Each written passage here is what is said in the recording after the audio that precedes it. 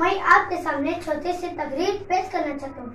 रहबर भी है हमदम भी है गुमखार हमारे, रहबर भी है हमदम भी है गुमखार हमारे, उस्ताद ये कौमों के मेहमान हमारे। मैं कैसे कैसे तारुफ कराऊं इन सब का, ये लोग फूल है खुशबू से जान लो इनको। उस्ताद खुदा की तरफ से एक अनमोल तोहफा है और खुदा ने भी उस्ताद का मर्तबा बुलंद रखा है।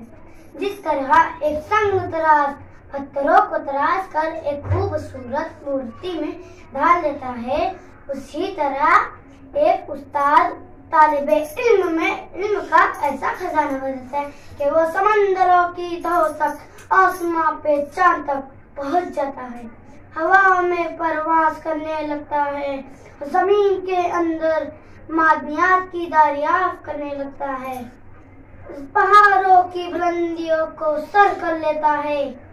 उस्ताद एक मीनार नूर है जो अपने कौम के लोगों को रोशनी देता है। ताज रखा है जमाने ने सरों पर उनके, ताज रखा है जमाने ने सरों पर उनके, थे जो उस्तादों के जूतों को उतारने वाले। अस्सलाम वालेकुम, जय हिंद।